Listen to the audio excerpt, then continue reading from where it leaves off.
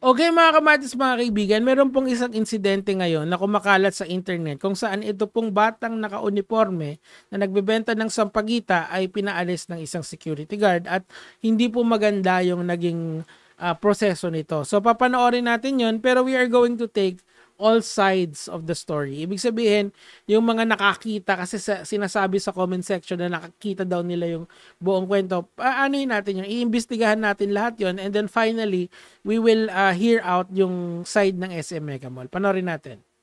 Okay? So, pinapaalis na yung bata and doon lang daw sila pwede dito sa baba. Okay? So, ang problema kasi dito sa mga sampagita vendors na to, mga kamatis, mga kaibigan, is that some of these vendors siguro ay may mga handlers na matatanda. And yung mga matatandaan na yan, pinopormahan lang talaga sila na naka-school uniform. Yung para mukhang nakalunos-lunos talaga yung sitwasyon nila. Para makamabenta yung sampagitan nila. I mean, tingin ko kasi hindi okay ang child labor. Actually, bawal nga talaga na ang isang bata ay magbenta ng mga yung mga ganyan, bawal yan. Dapat dinidirekta yan sa DSWD And sila dapat yung nag-handle niyan or yung local barangay. Hindi yung private security. But then again, nasa Pilipinas tayo. Some people really don't know the rules. So tuloy natin. Ito, pinagbawalan sila magtinda sa mismong lugar kaya pinaalis sila, ngunit ayaw nila umalis kasi lumakas na yung ambon ng oras na yon. Wala silang masilungan pero nakakadurog ng puso yung mga sumusunod. Yes, umaambon pero yung isang bata nandun pa rin sa baba. So, I guess may mga rules dapat na sinusunod dito. Basahin lang natin yung description. Ganyan ang ginawa nila sa bata pero hinahayaan nila yung mga illegal na kolorum sa SUV na nakasakay at kumukuha ng pasahero sa curbside pickup na Building B. Okay? Well, hindi naman dapat talaga yun siguro yung enforcement na lang ng SM yung problema dyan. Okay, so tuloy natin. Okay, pinapaalis yung bata and pinapababa siya. I think according to what I've researched so far, yun yung nangyayari dito. Ayan. Pero ayaw umalis ng bata, okay? So, pinagsasabihan siya ng gwardiya. And then, eto na. Eto na yung insidente. Okay? Ops, ipopost na lang natin dito baka kasi hindi ko alam kung baka violation to sa platforms na pag-a-uploadan ko. But, i-explain ko na lang sa inyo yung nangyari dito. Nagkaroon ng hilahan ng sampagita between the guard and the child. Tapos nung hinila yung sampagita, nagkaroon ng parang girian yung gwardiya at saka yung bata. Okay, ang akin lang dun sa gwardiya, sana mas cooler heads prevail. Kumbaga, hindi siya nagpadala dun sa emosyon niya. Alam na pinatulan niya, hindi medyo, pinatulan niya talaga yung bata. So, dito kasi nagkakaroon ng debate ang mga netizens. Kasi, kung babasahin mo yung mga suggestion ng mga komento ng mga netizens, iba-iba sila. Okay, so basahin natin yung una. Bago sisihin ng guard, alamin muna yung buong kwento. Baka naman ilang beses nang pinagsabihan ng guard na bawal pero matigas yung ulo ng bata. Nagtatrabaho yung guard at sumusunod sa rules ng establishment. Ano ba purpose ng pag-post ng video? Yun nga. So ano ba yung purpose ng video? Awareness ba? Or yung para ipakita yung pagkukulam ng SM? Or para ipakita yung ginawa ng gwardiya? Or humihingi ba ng simpatya? Actually, nakakaawa naman talaga.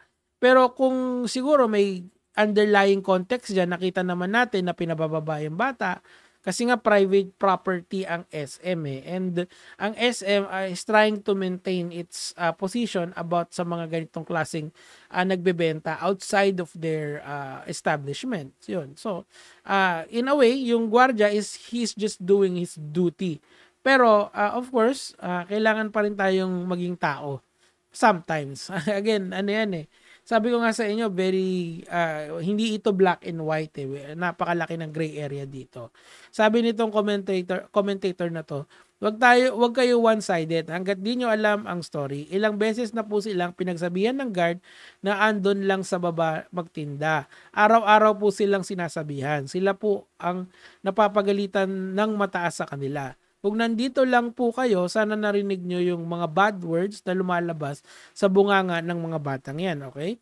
Isa pong style nila yan, yung naka-uniform sila para may bumili sa kanila. Saksi po ako sa senaryo na yan. Okay, so this is another perspective of siguro someone who works near SM and nakikita to on a daily basis na may mga bata talaga na nagbebenta dun sa bukana ng SM. Okay, so understandable. Ito, sabi nitong commentator na to, madalas kami sa Mega Mall, madalas naming nakikita yung mga bata na yan na naka-uniform kahit nga Sunday. Ayun.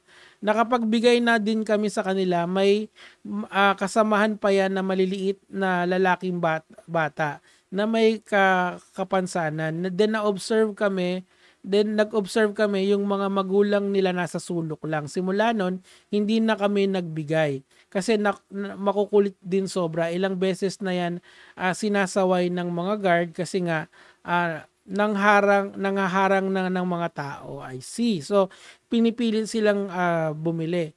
Minsan, nakakadapa na sa sobrang kulit nila.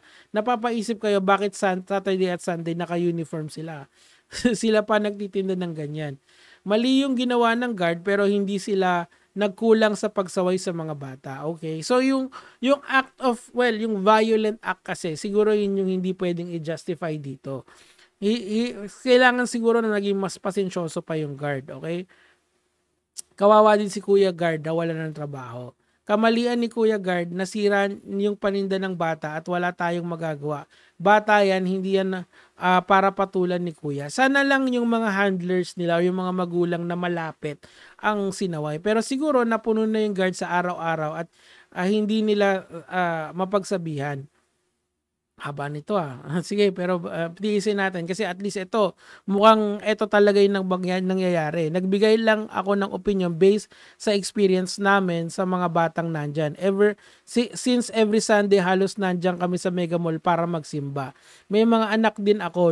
Nung una nagbigay kami since naaawa kami mag-asawa, gabi na hindi nakauwi ng bahay at nagtitinda pa. Pero sa susunod na araw, nakita ulit namin na may mga matatanda pala silang kasama. Ito nga yung mga handlers na sinasabi ko. So doon kami nag-stop magbigay. Hindi namin ito-tolerate bilang mag-asawa na paulit-ulit namin binibigyan ng limos habang yung mga kasama nilang matatanda nakaupo lang at nakatingin sa kanila at naghihintay lang.